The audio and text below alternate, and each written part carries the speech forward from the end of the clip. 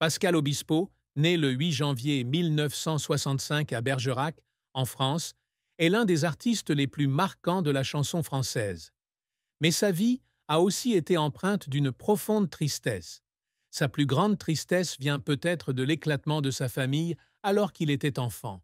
En 1978, alors qu'il n'avait que 13 ans, ses parents, Max Obispo et Nicole Guérin, divorcent, le laissant avec un vide émotionnel incommensurable. Max, ancien footballeur des Girondins de Bordeaux d'origine basque, était souvent absent de la maison. Après le divorce, Pascal est élevé par sa mère à Rennes. L'absence de son père lui a laissé un sentiment de solitude et d'abandon. Un thème récurrent dans ses chansons comme Soledad, solitude. Il a confié que son adolescence, lorsqu'il a dû s'adapter à une nouvelle vie à Rennes sans son père, a été la période où il s'est senti le plus perdu.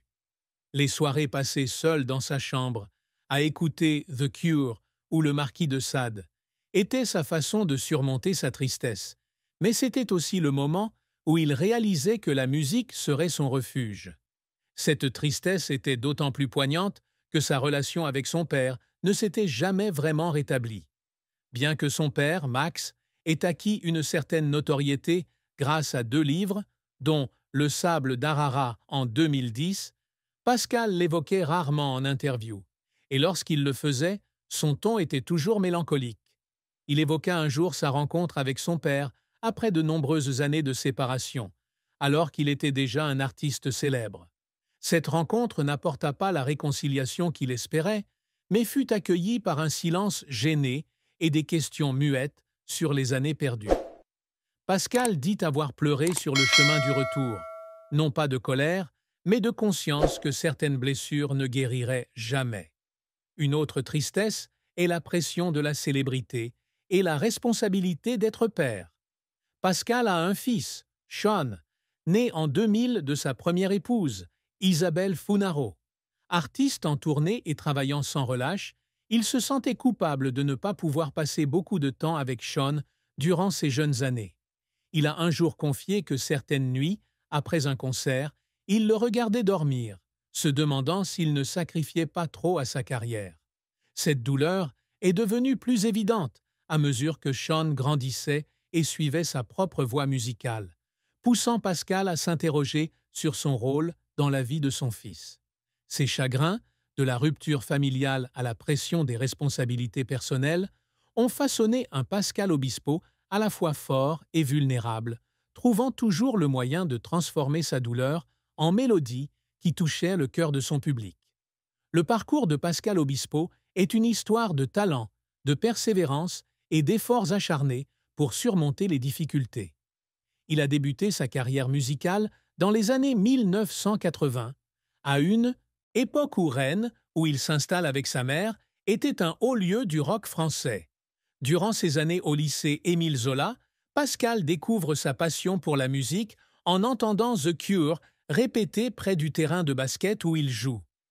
Fasciné par le groupe de rock local Marquis de Sade, il fonde Words of Goethe en 1983 avec ses camarades. Après son service militaire en 1986, il rejoint le groupe New Wave Senso, d'abord comme bassiste, puis comme chanteur.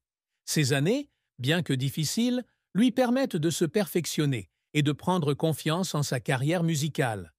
En 1990, Pascal signe son premier contrat d'enregistrement et sort l'album Le long du fleuve, mais celui-ci ne rencontre pas le succès escompté. Cet échec initial suscite des doutes chez lui et son entourage. Il confie un jour avoir travaillé à la Fnac à Paris, se demandant s'il avait le talent nécessaire pour continuer. Cependant, sa percée survient en 1992 avec l'album Plus que tout au monde, produit par Nick Patrick.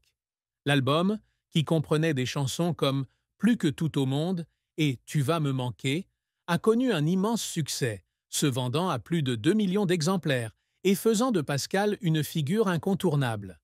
Suite à ce succès, les albums Un jour comme aujourd'hui, 1994 et Superflu, 1996, ont consolidé son statut, avec des tubes comme Tomber pour elle et Lucie. Lucie, en particulier, est devenue l'une des chansons emblématiques des années 90, avec sa mélodie profonde et ses paroles émouvantes, touchant le cœur de millions de spectateurs.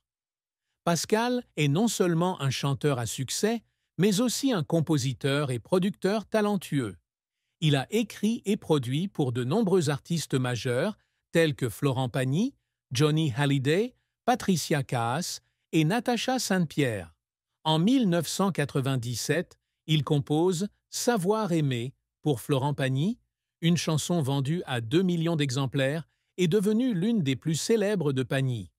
En 1998, il produit la quasi-totalité de l'album Ce que je sais pour Johnny Hallyday, dont le tube Allumer le feu, écrit par Zazie. Il produit également l'album Le mot de passe, 1999, pour Patricia Kaas et compose Tu trouveras pour Natacha Saint-Pierre sur l'album De l'amour le mieux, 2002, qui lui assure un immense succès. Ces succès ont valu à Pascal plus de 14 millions d'albums vendus en tant que compositeur, en plus de 5 millions d'albums vendus en tant qu'interprète. Une étape majeure dans la carrière de Pascal fut la comédie musicale Les 10 Commandements, 2000, composée par lui-même et écrite par Lionel Florence et Patrice Guirao. La comédie musicale attira 1 800 000 spectateurs et se vendit à 1 600 000 albums. La chanson « L'envie d'aimer » devenant un véritable symbole.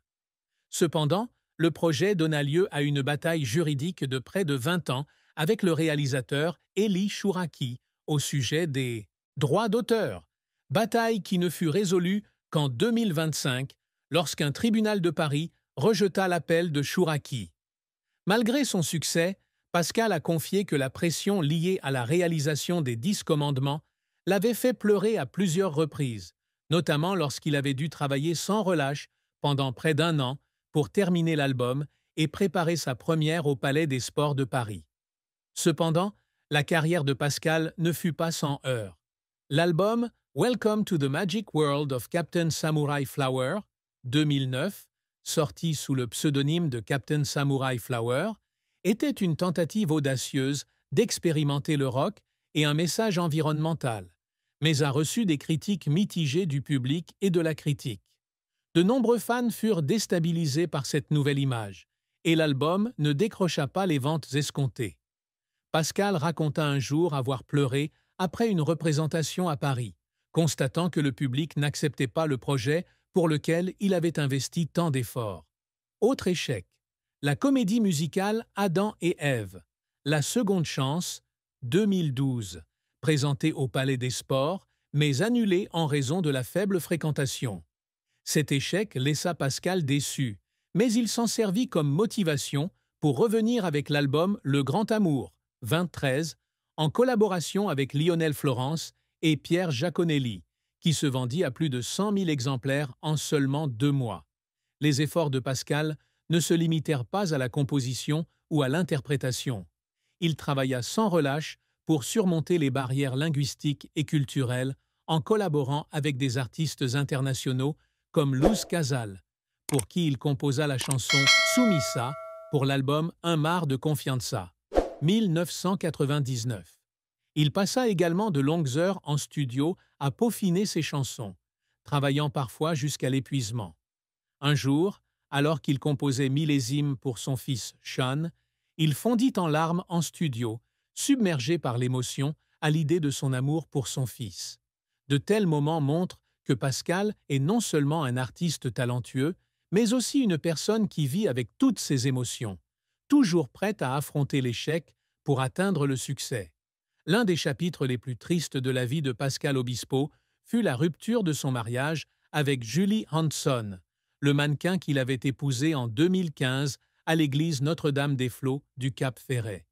Ce mariage, initialement perçu comme un nouveau départ prometteur après des événements personnels, prit fin en 2022, le laissant profondément peiné. Pascal décrivit Julie comme une bouffée d'air frais dans sa vie et leurs images joyeuses lors d'événements publics et de vacances sur la côte française laissèrent croire au public qu'il avait enfin trouvé la stabilité. Cependant, les différences de style de vie et la pression de la carrière chargée de Pascal ont progressivement brisé leur relation. Il a raconté qu'il y avait des jours où, de retour d'une longue tournée, il constatait que la distance qui les séparait était devenue insurmontable. Cette triste fin fut également marquée par la séparation temporaire entre Pascal et son fils Sean. Bien que père et fils aient toujours entretenu une relation étroite, Sean, désormais jeune artiste, commença à vivre de manière indépendante et eut peu de contact avec son père après le divorce. Pascal confia un jour qu'il y avait eu des mois où il ne parlait à Sean que par SMS et qu'à chaque fois qu'il le voyait sur scène, il ressentait à la fois de la fierté et un vide, car il ne pouvait plus être là pour lui. Bien qu'il ait tenté de renouer avec Sean et de trouver un équilibre, la tristesse de la rupture familiale demeura une blessure non cicatrisée, lui rappelant les pertes irréparables de sa vie. La vie amoureuse et conjugale de Pascal Obispo fut un voyage émotionnel, jalonné de moments de bonheur et de profondes douleurs. Sa première relation marquante fut avec Isabelle Funaro, une actrice française, qu'il épousa le 4 avril 2000 à Paris. Ce mariage marqua une étape importante, notamment la naissance de leur fils, Sean, le 11 octobre de la même année. Sean a inspiré la chanson « Millésime », l'une des plus émouvantes de Pascal, où il exprimait son amour et ses espoirs pour son fils. Cependant, son mariage avec Isabelle a été de courte durée. Les pressions liées à l'emploi du temps chargé de Pascal, combinées à leur divergence de vues sur la vie de famille, les ont séparés. Le divorce, bien que non rendu public, a été une grande tristesse pour Pascal. Il a raconté avoir passé des nuits assis en studio à écrire des mélodies tristes, réfléchissant à la manière d'expliquer à Sean la séparation de ses parents. Après Isabelle, Pascal a eu plusieurs autres relations, mais il les a tenues à l'écart du public. L'un de ses plus grands chagrins amoureux était la culpabilité qu'il ressentait de ne pas parvenir à concilier carrière et vie personnelle. Il a un jour confié qu'il lui arrivait de refuser des opportunités amoureuses par crainte de ne pas pouvoir consacrer suffisamment de temps et d'amour à l'autre. Une brève histoire d'amour au début des années 2000 avec une personne anonyme a pris fin à cause de son emploi du temps chargé en tournée. Et il se souvient du moment où elle est partie, laissant une lettre qui l'a fait pleurer d'impuissance. Le second mariage de Pascal avec Julie Hanson, en 2015, a apporté un nouvel espoir. Julie, mannequin à la beauté rayonnante, semblait être la partenaire idéale, et leur mariage au Cap Ferret a été décrit comme un conte de fées. Pascal a confié que Julie l'avait aidé à trouver le bonheur dans les choses simples, comme les promenades nocturnes sur la plage ou les repas de famille. Cependant, ce mariage n'a pas été sans difficulté. Les pressions liées à sa carrière, les longues tournées et les différences de mode de vie ont conduit à leur divorce en 2022. Pascal a confié avoir eu le sentiment de ne pas avoir réussi à préserver son bonheur. Et cette douleur s'est aggravée lorsqu'il a réalisé que Sean, la personne qu'il avait toujours voulu protéger, était également affectée par la rupture. Malgré ses nombreuses peines d'amour et de mariage, Pascal croit toujours au pouvoir de l'amour. Il cite souvent Sean comme sa plus grande source de motivation et, lors de récentes interviews, il a laissé entendre qu'il n'avait pas abandonné l'espoir de trouver une relation durable. Cependant, il a également admis que les blessures de relations précédentes affectaient encore sa façon d'aborder l'amour, le rendant plus prudent, mais aussi plus désireux d'avoir un vrai foyer. Pascal Obispo, bien qu'artiste ouvert au public par sa musique, a toujours gardé de profonds secrets sur sa vie privée. L'un des plus grands secrets qu'il a gardé caché pendant de nombreuses années est le fait qu'il a sauvé un homme d'un grave accident de la route en 2002. Alors qu'il conduisait sur une route de Bordeaux, Pascal a été témoin d'une collision et s'est immédiatement arrêté pour porter secours à la victime, un homme nommé Nicolas Lacambre. Il a appelé les secours et est resté sur place jusqu'à l'arrivée des secours avant de repartir sans révéler son identité. L'histoire n'a été révélée que 11 ans plus tard, lorsque Nicolas a publié le livre « On n'est pas seul sur Terre » et que Pascal a sorti une chanson du même nom. Il a gardé le secret pour ne pas être perçu comme utilisant sa bonne action pour promouvoir son nom. Mais lorsque l'histoire a été rendue publique, il a admis que ce fut l'un des moments les plus marquants de sa vie. Un autre secret est la période de dépression que Pascal a traversée après l'échec d'Adam et Ève, la seconde chance en 2012. Malgré un investissement important, la comédie musicale n'a pas reçu l'accueil escompté, et l'annulation de la tournée a plongé Pascal dans un profond doute. Il a un jour confié à un ami proche que certaines semaines, il ne voulait plus sortir de chez lui, ayant l'impression d'avoir perdu son inspiration créatrice. Il a suivi une thérapie pour surmonter cette période, mais a gardé le secret de son état, tant à sa famille qu'à ses fans. Ce n'est qu'en 2018, lors de son travail sur The Voice France, qu'il a fait allusion à cette période difficile, affirmant que la musique et le soutien du public l'avaient aidé à retrouver la lumière. Pascal a également caché un événement bouleversant lié à sa santé. En 1997, lors d'un concert en plein air à Ajaccio, il a été touché par une balle de pistolet à air comprimé tirée par un spectateur de 19 ans, lui laissant une cicatrice au-dessus du sourcil gauche. Bien qu'il ait rendu l'incident public, il n'a jamais révélé que l'attaque lui avait laissé un trouble anxieux qui a duré des années.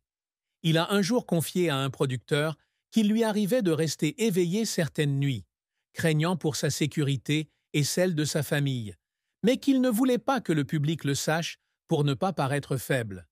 Ces secrets, de son héroïsme discret à ses luttes intérieures, révèlent un Pascal Obispo plus profond que l'image de star que le public se fait souvent d'eux.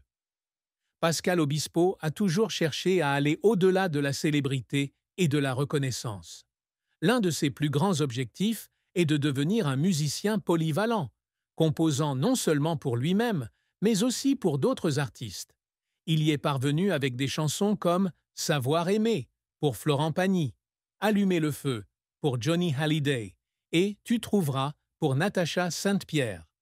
Pour ce faire, il a passé des heures en studio, travaillant avec des collaborateurs comme Lionel Florence, Patrice Guirao et Pierre Giaconelli, veillant à ce que chaque chanson ait sa propre histoire et son émotion. Il a confié que voir d'autres artistes interpréter ses chansons sur scène est l'une de ses plus grandes joies, car cela prouve que sa musique est intemporelle. Pascal a toujours cherché à utiliser la musique pour créer un impact social.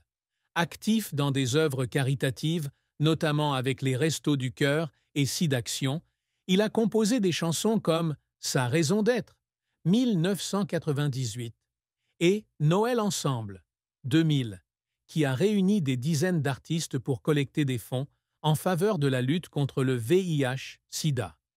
Ce dernier, avec 112 artistes, s'est vendu à 600 000 exemplaires et a permis de récolter des millions de francs pour des œuvres caritatives. Pascal a toujours veillé à ce que ses projets caritatifs ne soient pas des événements ponctuels